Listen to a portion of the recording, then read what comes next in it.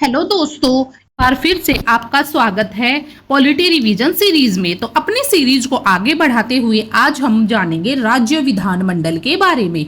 राज्य विधानमंडल state legislature क्या होता है, देखिए इसका वर्णन भाग 6 में अनुच्छेद 168 से 213 में दिया गया है। राज्य विधायिका एवं कार्यपालिका। अब अनुच्छेद 168 में इसका गठन दिया गया है कि विधानमंडल के अंग कौन कौन होते हैं। तो विधानमंडल के अंग होते हैं राज्यपाल, विधानसभा यानी कि निम्न सदन और विधान परिषद यानी कि उच्च सदन।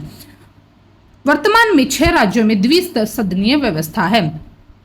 किस किस में? उत्तर प्रदेश, कर्नाटक, महाराष्ट्र, बिहार, आंध्र प्रदेश और तेलंगाना में। इन राज्यों में क्या है? द्विसदनीय व्यवस्था है, यानी कि इन राज्यों में विधानसभा के साथ साथ विधान मंडल भी है। अब इन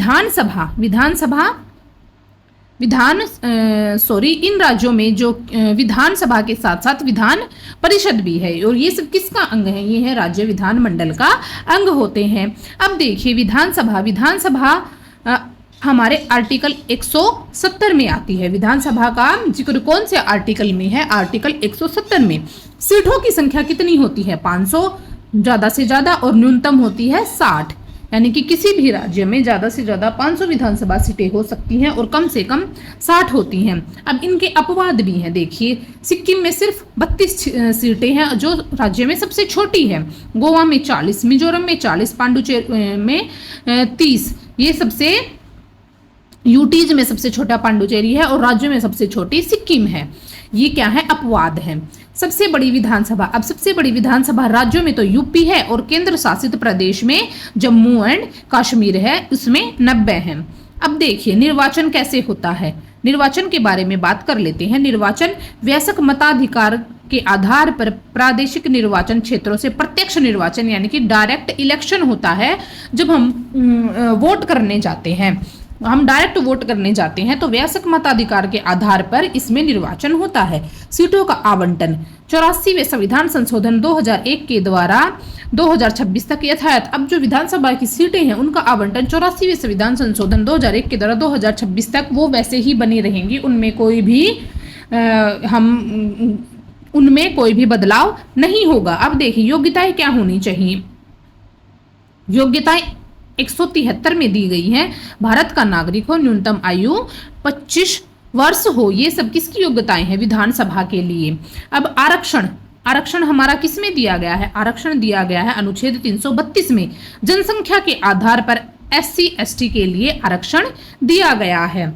अब कार्यकाल कौन से अनुच्छेद में है? अनुच्छेद 172 में 5 वर्ष कार्यकाल होता है विधानसभा का, ये आपको भी पता होगा। उसके बाद पदाधिकारी अनुच्छेद 178 में दिया गया है। तो कौन कौन होते हैं विधानसभा में? एक तो अध्यक्ष होता है और एक उपाध्यक्ष होता है। अयोग्यता पर निर्णय। अब अयोग्यता पर निर्णय कौन से आर्टिकल के तहत लिया जाता है? वो आर्टिकल 192 के तहत लिया जाता है। अब विधानसभा तो हमने पढ़ लिया। अब दूसरा अंग कौन सा है? विधान परिषद। अब विधान परिषद के बारे में भी हम पढ़ लेते हैं। देखिए विधान परिषद कौन से अनुच्छेद में 169 से 171 तक दिया गया है। अन्य नाम क्या है इसका? अन्य नाम उच्च सदन, स्थायी सदन। इसे भंग नहीं किया जा सकता, केवल समाप्त किया जा सकता है। समाप्ति का इतिहास अब क्या कहता है इसका? समाप्ति का इतिहास देखिए, जब पंजाब व पश्चिमी बंगाल में 1969 में, तमिलनाडु में 1986 में, आंध्र प्रदेश में 1985 में समाप्त और 2007 में पुनः स्थापित किया गया। तेलंगाना में 2014 में गठन हुआ। नोट 7वें संविधान संशोधन द्वारा मध्य प्रदेश में प्रावधान था पर गठन नहीं हुआ। 7वें संविधान संशोधन में मध्य प्रदेश में इस गठन का प्रावधान किया गया था, लेकिन गठन हुआ नहीं। उसके बाद इसमें जो विधान परिषद के लिए क्या क्या योग्यताएं होती हैं वो हमारे आर्टिकल 173 में दी गई हैं कि नागरिकता भारत का नागरिक होना चाहिए और न्यूनतम आयु 30 वर्ष तक होनी चाहिए। अब कार्यकाल क्या होता है इसका? ये स्थायी सदन है। सदस्यों का कार्यकाल 6 वर्ष होता है और प्रत्येक दूसरे वर्ष 1/3 सदस्य रिटायर होते हैं। भाई सदस्यों का कार्यकाल 6 साल तक होता है। ये एक स्थायी सदन है और हर सदस्य का कार्यकाल 6 वर्ष होता है, लेकिन हर ही दूसरे वर्ष 1/3 सदस्य रिटायर हो जाते हैं। अब आगे बात कर लेते हैं सदस्यों के निर्वाचन की। अब सदस्यों का निर्वाचन कैसे होता है? अनुच्छेद 171(3) में दिया गया है, चुनाव अप्रत्यक्ष रूप से अनुपातिक प्रतिनिधित्व पद्धति के अनुसार एकल संक्रमणीय मत द्वारा होता है। यानी कि कैसे होता है? देखिए, 1/3 सदस्य है वो विधानसभा सदस्यों के MLAs द्वारा, 1/3 सदस्य स्थानीय संस्थाओं यानी कि नगर पालिका, जिला पंचायत आदि के द्वारा, 1/12 सदस्य।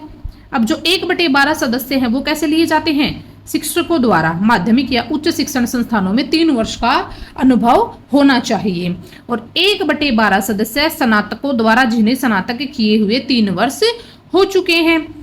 और 1/6 सदस्य हैं वो राज्यपाल द्वारा मनोनीत किए जाते हैं। वो साहित्य, विज्ञान, कला, सहकारी आंदोलन और समाज सेवा के क्षेत्र से होते हैं। आशा करती हूँ आपको ये निर्वाचन समझ में आया होगा। कैसे, फिर से बता देती हूँ।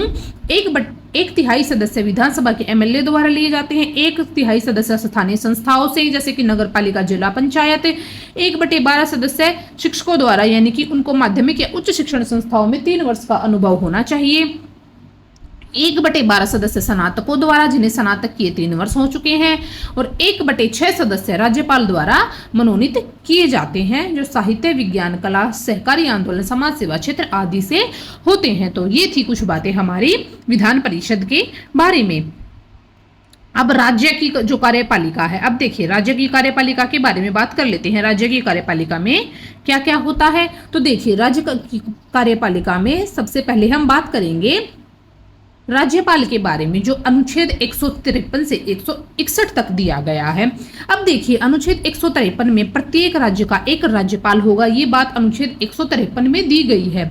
7वें संविधान संशोधन 1956 के अनुसार एक व्यक्ति 2 या अधिक राज्यों का राज्यपाल बन सकता है। 1956 में 7वां संविधान संशोधन हुआ था, उसके अनुसार एक व्यक्ति 2 से अधिक राज्यों का राज्यपाल बन सकता है।